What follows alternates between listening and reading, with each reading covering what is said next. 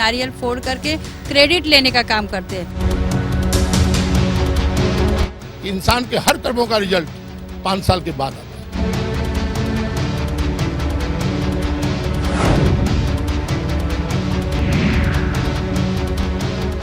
नमस्कार, स्वागत है आप सभी का हमारे इस खास कार्यक्रम मुंबई की आवाज में। मैं हूं संजय मिश्रा। मुंबई के समुद्री छोर पर हम खड़े हैं। हम यहां पहले भी आ चुके हैं और हमने बताने का यह प्रयास किया था कि कुछ एनजीओस होली के पर्व के अवसर पर पानी ज्यादा लोग इस्तेमाल ना करें, पानी की होली ना खेले, इसलिए समंदर के किनारे उन्होंने, उस एनजीओ ने कई सड़क पर और फुटपाथ पर रहने वाले बच्चों के साथ यहाँ होली मनाई थी, वो हमने बताया था। लेकिन आज हम यहाँ पहुंचे हैं, बहुत इंपॉर्टेंट सब्जेक्ट है, विषय काफी गंभीर है, मामला लाइफ गार्ड से संबंधित है। कार्यक्रम को शुरू करने से पहले कैमरा पर्सन देवानंद सिंह से गुजारिश करेंगे कि हमारे कैमरे के सामने खड़े इन तमाम लाइफ गार्ड जवानों की तस्वीरें अपने कैमरे में कैद करें और बताने का प्रयास करें उन दर्शकों को कि लेमन न्यूज पर चलने वाले इस कार्यक्रम का एजेंडा क्या है, मकसद क्या है, मुद्दा क्या है। लाइफ गार्ड अपनी जान पर खेलकर समुद्र की लहरों की चपेट में आने वाले उन तमाम पीड़ितों को बचाने का पुरजोर प्रयास करते हैं और ये अपने जान की परवाह नहीं करते। लेकिन जो स्थिति, जो परिस्थितियां इनके सामने निर्माण हुई है, उससे इनका दिल आहत है। ये जानना चाहते हैं कि यदि हम दिन रात कड़े संघर्ष और अथक प्रयास कर इस समुद्र के बीच के किनारे समंदर में डूब रहे उन तमाम लोगों को बचाने का प्रयास करते हैं, तो हमारी तरफ ध्यान सरकार की तरफ से क्यों नहीं दिया जाता। बहरहाल ये किसी पर आरोप तो नहीं लगा रहे, लेकिन हमने जब यहां का सूरत हाल लिया, हमने जब यहां की तस्वीर अपने कैमरे में कैद करने की कोशिश की, तो सारी सच्चाई परत दर परत सामने आ गई। हम टीवी स्क्रीन पर यह दिखाने का प्रयास कर रहे हैं कि कैसे स्कूल में पढ़ने वाले बच्चे अपने स्कूल के मैनेजमेंट को, अपने घर परिवार को बिना सूचना दिए समंदर में आकर समंदर की लहरों का लुत्फ उठा रहे हैं। और इस समय बढ़ती है, जिसे मुंबई की भाषा में बढ़ती कहा जाता है, ज्वार भाटा कहा जाता है, हाई टाइड कहा जाता है, और इसीलिए समंदर की लहरें काफी किनारों तक आ चली हैं। और बच्चे जो हैं उन्हें इस बात का इल्म नहीं है कि ये समंदर की जो लहरें शांत मुद्रा में दिखाई दे रही हैं, यदि इन्होंने आपा खोया तो एक एक कर सभी को अपनी चपेट में ले लेगी और तमाम लोग काल की गाल में समा जाएंगे। लेकिन हम इस कार्यक्रम को शुरू करने से पहले एक बार फिर अपने दर्शकों को बता दें कि ये मुंबई का समुद्र बीच है, जुहू चौपाटी है, और यहां पर लाइफ गार्ड के जवान हमारे साथ खड़े हैं। उनके सामने किस तरह की दिक्कतें हैं वो हम बताने का प्रयास करेंगे। सबसे पहले आपका नाम जानना चाहेंगे? Saeed Shama, founder president of Baywatch lifeguard association. ये बताइए, कितने सालों से आप सेवा दे रहे हैं? 2009 से कर रहे हैं। 2009 और आज 2016 है, लगभग 7 साल हो चुके हैं। ये बताइए कि आपके साथ कुल कितने जवान हैं जो आपके साथ यहाँ पर सेवा देते हैं? अराउंड 55 to 75 पीपल ओकेजन्स के ऊपर लिया जाता है, बुलाया जाता है। एक बात और बता दीजिए, ये सवाल हमारा नहीं है, ऑफ द रिकॉर्ड कुछ लोगों ने हमसे ये जानने की कोशिश की थी कि लाइफ गार्ड के जवान जो जुहू चौपाटी पर तैनात किए जाते हैं, उन्हें मानधन मिलता है सरकार की तरफ से? नहीं, अभी तक तो 1 रुपया नहीं मिला है 7 साल में। ना ही कोई मदद मिली है, ना लोकल एमएलए से, ना लोकल एमपी से, ना किससे भी।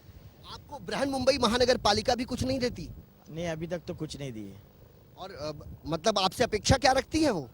बस यही है कि कंट्रोल करो, क्राउड को जितना हो सके उतना संभालो। हमारे एसीपी साहब ने भी अभी बीच में मीटिंग ली थी कि आप हमारे कान और आँख हो, तो बोले आप ही हो जो कर सकते हो, तो आपको सब चीज़ का ध्यान रखने के बावजूद भी हमारे को जो सपोर्ट मिलना चाहिए वो सपोर्ट नहीं मिलता।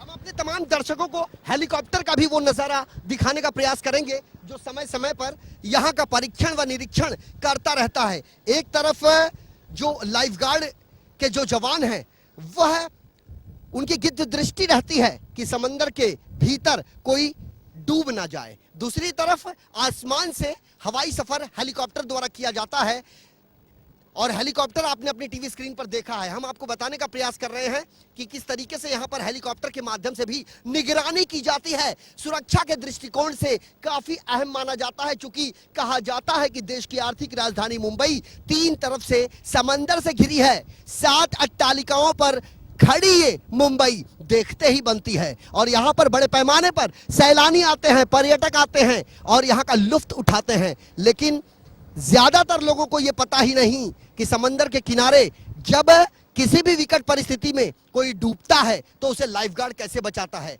आपसे जानना चाहेंगे, आपने बताया कि आप यहाँ पिछले 8 सालों से सेवा दे रहे हैं, क्या क्या चीजें आपको दी गई है? क्योंकि समंदर जो है वो तो असीमित है और हमें तो इसकी मर्यादा का पता जानकारी ही नहीं है। डर नहीं लगता आपको?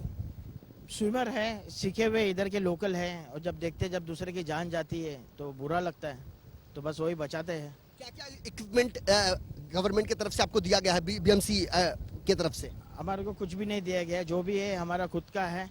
हमारे पास में 2 लाइफ जैकेट है, 2 रिंग है और एक पोर्टेबल बोट है। इतनी सारी चीजें आपके पास है, सेवाएं आप दे रहे हैं, क्या आपका कोई और भी साइड बिजनेस है जो जिससे आपका धनोत्पार्जन हो, इनकम हो? मैं प्रोफेशनल फोटोग्राफर हूँ और फ्री टाइम में हम लोग ये लाइफ गार्ड संभालते हैं, सब करते हैं। और ये बताइए, आपने बताया तकरीबन 50 to 55 लोग आपके साथ में हैं, तो ये बताइए कि जो सप्ताह के 7 दिन होते हैं, 7 दिन आप लोग यहाँ होते हैं? 24/7 365 डेज। 24/7 365 डे, यानी साल के हर दिन, हर समय, हर पहर ये सेवाएं देते हैं। और इस सेवा के पीछे इन्हें किस तरह का नजराना दिया जाता है, मानधन दिया जाता है, ये आपने इनके मुखारबिंद से सुना। हमारे साथ यहाँ बड़े पैमाने पर लोग हैं, इनके हाथ में कुछ अखबार के कटिंग भी है, ये हम बताने का प्रयास करेंगे कि life guard have saved 100 with just 1 jacket and boat, ये बताने का उन्होंने प्रयास किया है। और उन तमाम पेपर की कटिंग हम अपने तमाम दर्शकों को बताने का प्रयास करते हैं। साल 2014 की खबर, लेकिन उस खबर पर अब तक किसी ने जहमत उठाने की ये कोशिश नहीं की कि किस तरीके से अपनी जान पर खेलकर, चाहे विजडम जहाज हो जो इस समंदर में फंस गई थी, चाहे पवेट हो, तमाम फंसे हुए जहाजों को निकालने के लिए जो सेना के जवानों की इन्होंने मदद की है, उसकी भी इन्हें कोई भी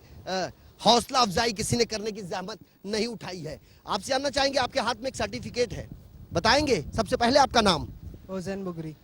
आपके हाथ में ये किस तरह का सर्टिफिकेट है? Life guard certificate. This is to certify that ओजन has successfully qualified in rescues Asian first aid life guarding. क्या है? जब भी बेवॉच इन्होंने चालू किया था तो इन्होंने मुझे कहा था कि बहुत लोग सवाल उठाते कि आप अपना क्वालिफिकेशन कहाँ से करते, तो ये सर्टिफिकेट हमने RLSS से बनाए हैं, जिनका लिंक डायरेक्ट UK से है।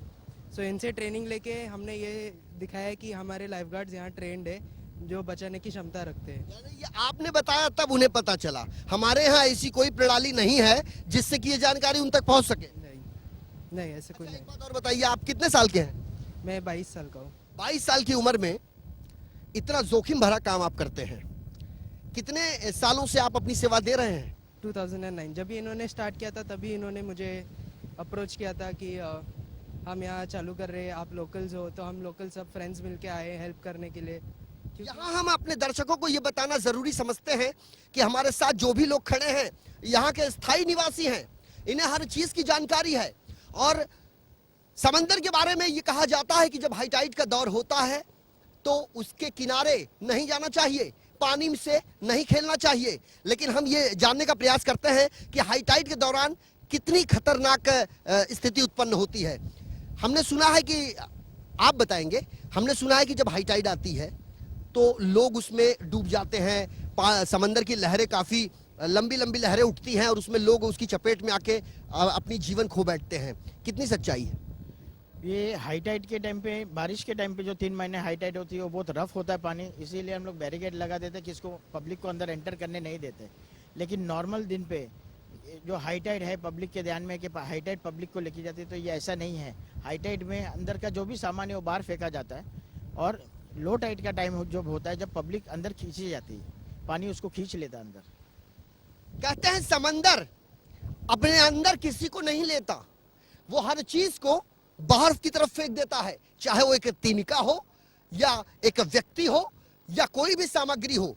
लेकिन उन तमाम चीजों को समंदर अपने अंदर नहीं लेती और उसे बाहर की तरफ फेंक देती है। इसीलिए कहा जाता है कि समंदर में मैला ना करें, समंदर में बहुत ही संभाल कर अंदर की तरफ प्रवेश करें। जब लो टाइड का समय आता है तो पानी अंदर की तरफ खींचता है और जब जमीन पर जो पैर होता है, पैर के नीचे की रेत जो है वो अंदर की तरफ खींच लेता है ये समंदर। लो टाइड के दौरान कितनी खतरनाक स्थिति पैदा होती है, ये थोड़ी सी जानकारी आप दीजिए। लो टाइड के टाइम में लो टाइड में कितनी दिक्कत होती है? लो टाइड में पानी काफ़ी नीचे उतर जाता है, तो मतलब पोर्शन जो जितना है अभी जो दिख रहा है उससे ज़्यादा हो जाता है, तो हमारे को दिक्कत ये होती है कि अंदर तक पानी के अंदर जाना पड़ता है और अंदर जाके कंट्रोल करना पड़ता है, कि फिर जब बाहर से कुछ नहीं होता। हमसे कहा जाता है कि जब समंदर काफी बाहर तक आता है तो उस दौरान पानी में नहीं जाना चाहिए, और आपकी बातों से ऐसा लगता है कि जब ये काफी पीछे रहता है तो उस समय ज्यादा खतरनाक रहता है। खतरनाक इसीलिए रहता है क्योंकि लाइफ गार्ड इधर बेस पे बंधा हुआ है और बहुत अंदर चला गया है, और उधर से और इधर से जो डिस्टेंस है जाने के, क्योंकि हमारे पास कोई इक्विपमेंट नहीं है और कुछ भी नहीं है, तो वो हिसाब से हमारे को दिक्कतें होती है। इक्विपमेंट में किन किन चीजों की ज्यादा आवश्यकता पड़ती है आपको? कयाक है, कयाक सबसे इम्पोर्टेंट है कि रेस्क्यू करने के लिए आसान है, कि अंदर रफ वेव्स में भी अंदर जा सकते हैं और उसमें रेस्क्यू करके किसको लेके आ सकते हैं। और बाकी ऐसे बहुत से इंस्ट्रूमेंट्स हैं जैसे जेट स्कीज है, सर्फ बोट है। भारतीय जनता पार्टी के पहले के नगर सेवक जो आगे चल के विधायक बने और यहाँ के स्थानीय विधायक हैं, पहले कांग्रेस के विधायक अशोक भाऊ यादव हुआ करते थे, अभी भारतीय जनता पार्टी के अमित साटम साहब हैं। चुनाव से पहले किस तरह के आपसे उन्होंने आश्वासन दिया था, वादा किया था, जिसके कसौटी पे वो खरे नहीं उतर पाए? जब आए थे जीत के, जब बताया था कि भाई हमारे पास में फंड आया है, हम ब्यूटिफिकेशन कर रहे हैं, उसमें लाइफ गार्ड भी है और आके मिलो करो, आपको क्या रिक्वायरमेंट है हम पूरा करेंगे करके उनको रिक्वायरमेंट की लिस्ट दी गई है। ऑल ओवर बॉम्बे में सबको दी गई है, सीएम से लेके डेप्यूटी होम मिनिस्टर से लेके हर डिपार्टमेंट जो इससे ताल्लुकात रखता है, सी है, कोस्टल है, इंडियन कोस्ट गार्ड्स को भी दी गई है, लेकिन उसके बाद से भी अभी कोई रिप्लाई नहीं आया, कोई रिप्लाई नहीं आया है। तो क्या बीएमसी में ये इन बातों को नहीं उठाया जाता? क्योंकि नगर सेवक जो होते हैं वह बृहन मुंबई महानगर पालिका के मनपा सभागृह में जाते हैं, हर चीज को लेकर स्टैंडिंग कमेटी में वो बातें रखते हैं, लेकिन बात की जाए यहाँ के लाइफ गार्ड की, जो जीवन रक्षक कहे जाते हैं, जिनका बहुत ज्यादा अहम किरदार होता है। सेना के जवान तो बॉर्डर पे लड़ाई करते हैं, वहां पर दुश्मनों से डर लगता है, लेकिन पानी ये तो असीमित दायरा है, अगर ये अपना आपा खो बैठे तो कैसे इसका सामना किया जाएगा? बहुत दिक्कत होगी सामना करने के लिए, बचाने के लिए प्रॉब्लम होगी अंदर, क्योंकि सही इक्विपमेंट नहीं है। इसलिए हमको सबसे पहला देखना है कि हमारा लाइफ गार्ड सेफ है, उसके बाद ही वो जाके दूसरे के विक्टिम को जान बचा के आएगा। एक बार फिर हम अपने कैमरा पर्सन देवानंद सिंह से गुजारिश करेंगे कि अपनी कैमरे को समंदर की उन लहरों तक ले जाए, और इन लहरों को देखने के बाद ये अंदाजा आप नहीं लगा सकते कि इस समय ये एकदम शांत मुद्रा में दिखाई दे रहा है, लेकिन जब यही मॉनसून का समय होता है तो स्थिति एकदम भयावह हो जाती है। समंदर के किनारे रहने वाले लोगों की जीवन तो मुश्किल में आती ही आती है। मछुआरों के लिए भी चेतावनी दी जाती है कि पानी के भीतर ना उतरे, लेकिन कहा जाता है कि जो समंदर का दायरा है असीमित है, और ऐसे में तमाम लोगों को समय समय पर प्रशासन की ओर से चेतावनी जारी की जाती है और यहाँ पर लाइफ गार्ड को तैनात किया जाता है कि खास करके स्कूल के छोटे छोटे बच्चे जो एक ग्रुप बनाकर समंदर में आते हैं नहाने के मकसद से, लेकिन उन्हें ये नहीं इसका अंदाजा होता कि पानी कितना खतरनाक होता है समंदर का। बहरहाल हमारे इस खास पेशकश मुंबई की आवाज में वक्त हो चला है एक छोटे से ब्रेक का। ब्रेक के बाद जब लौटेंगे तो कुछ और भी लाइफ गार्ड के विषय पर करेंगे चर्चा। बने रहिए लमन न्यूज के साथ।